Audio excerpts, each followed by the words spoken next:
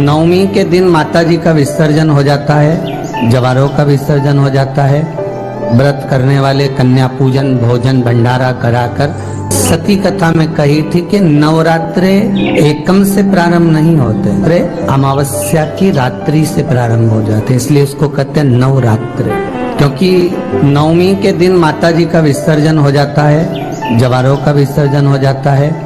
व्रत करने वाले कन्या पूजन भोजन भंडारा कराकर विराम दे देते हैं। तो नवमी की रात्रि उसमें नहीं जुड़ा पाती, उसमें रात्रि अगर जुड़ती है तो ये अमावस्या की रात्रि से जुड़ना प्रारंभ होता है, तब जाकर वो नवरात्रि पूर्ण हो पाती।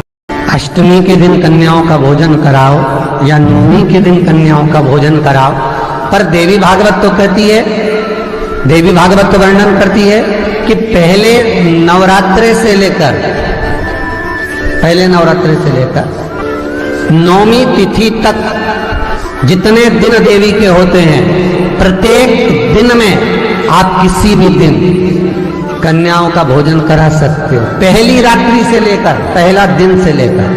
पर 9वें दिन तो सवेरे पूजन करके यज्ञ करके अनुष्ठान करके देवी को विसर्जन कर दिया, फिर नवरात्रि पूर्ण कैसे हुई? नवरात्रि की पूर्णता होती है अमावस्या की रात से गिनी जाती है। कौन से दिन से गिनते हैं? अमावस्या की रात्रि, फिर एकम की रात्रि, फिर दूज की रात्रि, ऐसे गिनते गिनते अष्टमी की रात्रि तक और नौमी के दिन सुबह तक या दोपहर तक या शाम तक, जब तक आप यज्ञ ना करें तब तक ये 9 रात्रियां पूर्ण गिनी जाती है महाराज देवी भागवत के हिसाब से पूर्णता। अब हमने कन्या भोजन का जो क्रम बनाया, अष्टमी के दिन करा देंगे, नौमी के दिन करा देंगे, इस तिथि को करा देंगे, पर भाव देखिए, शास्त्र कहता है भूखे को भोजन जब कराइए जब उसको भूख लगी हो, और ऐसों को कराइए जिसको जरूरत पड़ रही है। अभी नवरात्रि चल रहा है, दुर्गा सप्तशती का पाठ आप लोग कर रहे होंगे। कौन कौन कर रहा है? जरा हाथ उठाओ। आप लोग कर रहे हैं, बहुत अच्छी बात है। अगर आप नहीं कर रहे होगे तो ब्राह्मण दुर्गा सप्तशती का पाठ कर रहे होंगे। उस दुर्गा सप्तशती के पाठ में एक एक जगह पर एक एक स्थान पर देवी का स्थान बताया है। आप लोग अगर सुने होंगे पढ़े होंगे तो उसमें बताया गया है, हे मैया मेरे इस अंग की रक्षा करो, हे भवानी मेरे इस अंग की रक्षा करो, हे माँ मेरे इस अंग की रक्षा करो, हे भवानी मेरे इस अंग की रक्षा करिए, हे माँ आप मेरे नैनों की रक्षा करिए, हे माँ आप मेरी श्रवण शक्ति की रक्षा करिए, हे माँ आप मेरी जिह्वा की रक्षा करिए, हे माँ आप मेरी जंघा की रक्षा करिए। आया कि नहीं आया? जब दुर्गा सप्तशती में एक एक स्थान का महत्व आया है कि इस जगह पर ये देवी का स्मरण करेंगे तो माँ मेरी कल्याण करेगी, माता मेरा उद्धार करेगी, बस उसी भाव उसी स्थान को। शंकर के शिवलिंग में भगवान शिव का संपूर्ण विग्रह, संपूर्ण। और जब शंकर का संपूर्ण विग्रह है तो हम बाबा से अनुमोदन क्यों ना करें? अभी दुर्गापुर के पहले फुसरो में कथा थी, फुसरो झारखंड में। तो एक बात हमने कही थी फुसरो की कथा में कि जिस व्यक्ति को शरीर में बहुत कष्ट रहता हो, बहुत ज्यादा कष्ट अगर शरीर में रह रहा हो, तो मक्खन, थोड़ा सा गाय के दूध का माखन निकालकर शंकर के शिवलिंग पर जो व्यक्ति बीमार रहता है उस व्यक्ति का स्पर्श कर। अभी तो खैर कोरोना महामारी चल रही है तो मंदिर भी सारे बंद हैं, पर प्रयास करा करो उस मक्खन का लेपन। जब ये कोरोना महामारी समाप्त हो जाए तब माखन का लेपन शंकर के शिवलिंग पर करना प्रारंभ करो, श्री बिजलेश्वर महादेव का नाम लेकर। कौन से महादेव का नाम लेना है?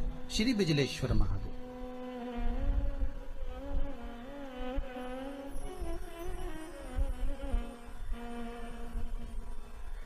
पूरी दुनिया में बिजलेश्वर महादेव एक ही जगह पर विराजमान है, हिमाचल में, मनाली के पास। पूरी दुनिया में शंकर जी का एक ही मंदिर है जहां पर बिजली गिरती है शिव जी के शिवलिंग पर और शिवलिंग के टुकड़े हो जाते हैं। फिर उस मनाली में एक परिवार ऐसा है जिसके पांव नहीं है, वो बिना पांव का व्यक्ति पूरे मनाली में से मक्खन मांगता है दान में कि बाबा के शिवलिंग के टुकड़े हो गए। फिर वो चढ़ता चढ़ता ऊपर जाता है, धीरे धीरे घसीटता चलता हुआ जाकर बिजली महादेव का एक एक पत्थर उठा उठाकर, शंकर जी का शिलाखंड उठा उठाकर उसको मक्खन से जोड़ता जाता है, मक्खन से जोड़ता है। उसके बाद में फिर हाथी के पांव से भी तुड़वाओ, सूंड से भी तुड़वाओ तो वो शिवलिंग नहीं टूटता, मात्र मक्खन से ऐसा चिपक जाता है। वो बिजली महादेव है। शंकर की आराधना में ढोंग नहीं चाहिए, शंकर की आराधना में प्रपंच नहीं चाहिए। शंकर की हो गई गलती, कई बार शंकर की आराधना में गलती हो जाती है तो क्या शंकर रुष्ट होंगे? नहीं। शंकर अगर देख लेंगे कि 50 दिन अच्छा काम करा है इसने, एक दिन गलती भी कर दी तो बाबा स्वीकार कर लेगा। पर बाबा से बस मन आपका पवित्र होना चाहिए, इच्छा आपकी पवित्र होना चाहिए, आपके भीतर अहंकार, काम, लोभ, विषय, वासना, आसक्ति, तृष्णा, अहंकार नहीं होना चाहिए। भगवान उसको स्वीकार कर लेगा।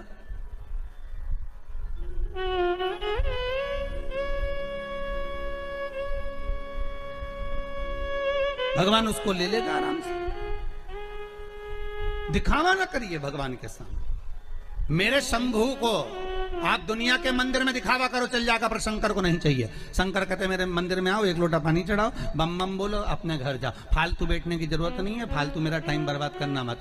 सारे देवी देवताओं के मंदिर में बैठने की जगह होती, शंकर जी के मंदिर में बैठने की जगह नहीं होती। इतना पानी ढोल के जाते हैं कि साड़ी भी बचा के चलना पड़ती है। बैठने की तो जगह जाने दो वहां पर। शिव मंदिर में कहाँ बैठने की जगह होगी? चलो जाओ यहाँ से, काय को फालतू के बैठे हुए, टाइम बर्बाद कर रहे हो यहाँ पर, जाओ अपने अपने घर में। पार्वती जी कई बार शंकर जी से पूछती हैं, तुम आंख बंद करके बैठे रहते हो, दुनिया के लोग तुम्हारा दर्शन करने आते हैं, कम से कम देख तो लिया करो कौन आया। शंकर भगवान बोले फालतू की बात मत कर, मेरे को सब मालूम है, ये सब मांगने के लिए आते हैं, इसलिए आंख बंद करके बैठा रहता हूँ।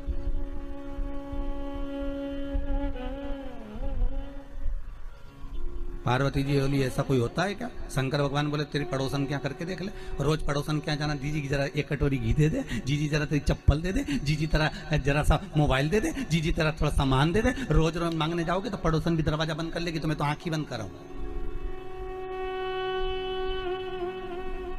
तो आंख कब खोलोगे?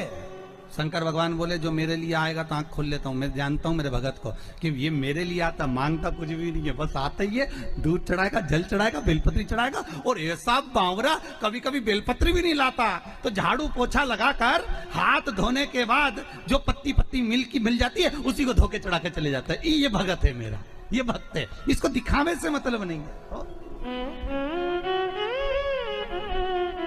और एक रोज मंदिर जाए ने 25 बार तो साड़ी का पटली जमा, और पटली जमा के फिर पिन मिन लगा के फिर पल्लू मल्लू लेके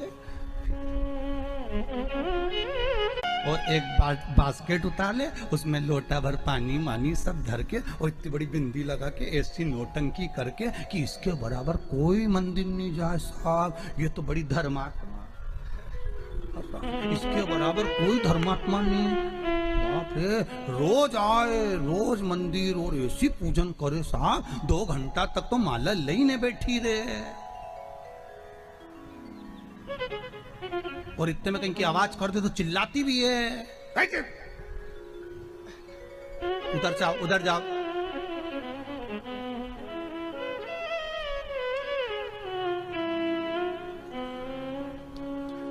तो वो चिल्लाती भी है। तो अब बताओ वो चिल्लाने में लगी कि माला में लगी? अरे बोलो तो सही, चिल्लाने।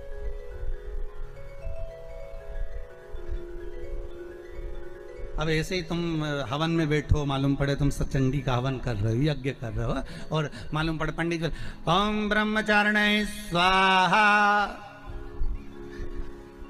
स्वाहा।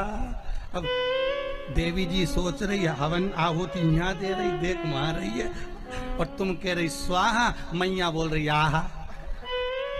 तो क्या है स्वाहा?